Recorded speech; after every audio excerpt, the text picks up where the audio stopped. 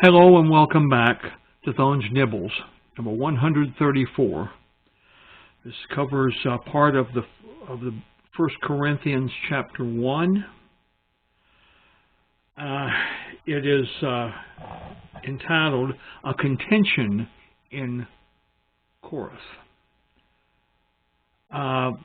It comes from 1 Corinthians chapter 1, verses 11 through 13. For it has been declared to me concerning you, my brethren, by those of Chloe's household, and there are contentions among you. Now I say this, that each of you says, I am of Paul, or I am of Apollos, or I am of Cephas, or I am of Christ. Is Christ divided? Was Paul crucified for you? Or were you baptized in the name of Paul? And the question that we're trying to answer is salvation better due to the person who led you to it? Why is this in the Bible?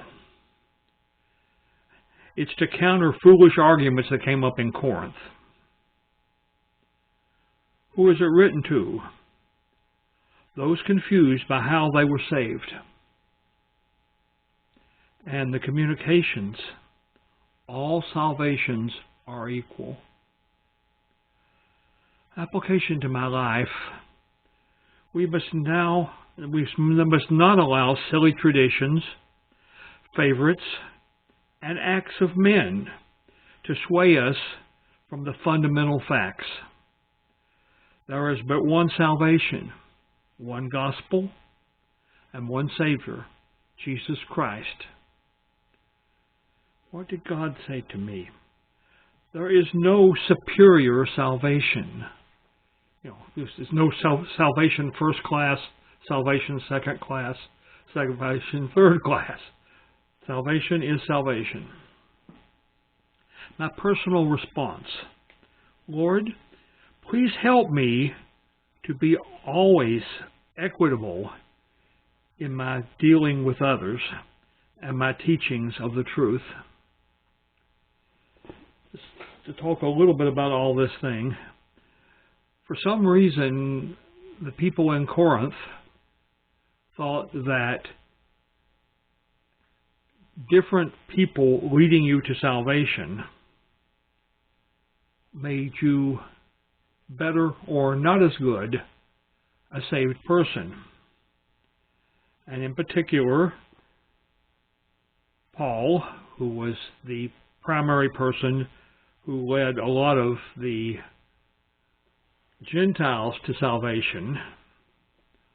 And then there was Apollos, who was a great preacher of that time to all of those in the churches in that part of the world.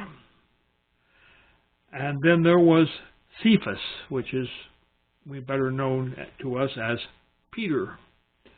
And he was the great leader of the Hebrew world in terms of salvation, as being one of the number one apostles when Christ was there. And then there was Christ, who wasn't there at the time, but certainly caused a lot of salvations. And all these people led people to salvation. But the point is, only Christ saved them. It wasn't, you got a pair of angels' wings, so to speak. That's totally non-scriptural, but I'll say it anyway. You get a pair of angels' wings that says, I was saved by Paul, or I was saved by Apollos, or I was saved by Cephas. No, it's not that way at all. We are saved. We are saved. We are saved. And that is the only important part about this, and not about the who happened to be present teaching me when it happened. So with that in mind, I'll see you next time.